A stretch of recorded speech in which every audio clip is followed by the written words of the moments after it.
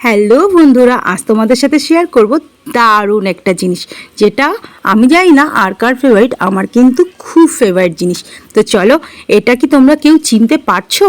এটা কিন্তু আচ্ছা থাক, আমি পরে বলবো, তোমরাই একটু কমেন্ট করে জানাও তো এটা কি হতে পারে। ঠিক আছে, তো চলো আজকে এই জিনিসটাই আমি কিন্তু রান্না করছি, আর এটা কিন্তু বাছতে অনেক টাইম লাগে। আজকে এটা করব আমি আলু দিয়ে ভাজা করব।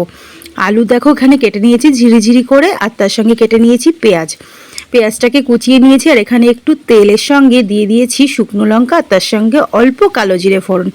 তারপর আমি আস্তে আস্তে এই যে দিয়ে দিলাম তেলের মধ্যে আলু আর পেঁয়াজগুলো কেটে রেখেছিলাম, সেটাই দিয়ে দিয়েছি। আর এখন ভালো করে নেড়েচেড়ে নুন হলুদও দিতে হবে।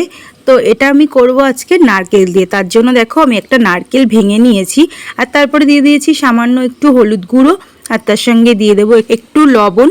আর তারপরে কিন্তু আমি এটার মধ্যে একটু ধনে গুঁড়ো, জিরে গুঁড়ো, একটু লঙ্কার গুঁড়োও দিয়েছিলাম। এটা আমার সবসময় আমি সব তরকারিতেই দিই, আমার খুব ভালো লাগে। যাই হোক, আর এখানে দেখো এবার আমি নারকেলটাকে কুড়িয়ে নিয়েছি, আর তারপরে কিন্তু এখানে দিয়ে দিলাম এই যে কি বলো তো জিনিসটা, তোমরাই কমেন্ট করো, ঠিক আছে? আমি আজকে বলবোই না কিছু। তো যাই হোক, এই যে এটাকে এখন ভালো করে নেড়ে চেড়ে দেখো, এটা থেকে কিন্তু অনেকটা জল বেরায়, এটা একটা জলের জিনিস, তো ওই জন্য জলের জিনিস না, এটা মাটিতে হয়। তো তোমরা বলতে থাকো।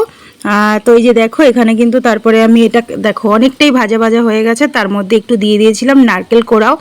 তারপরে আমি লাস্টে এই যে একটু সানরাইজের শাহি গরম মশলা দিয়ে আমি কিন্তু গরম গরম সার্ভ করলাম।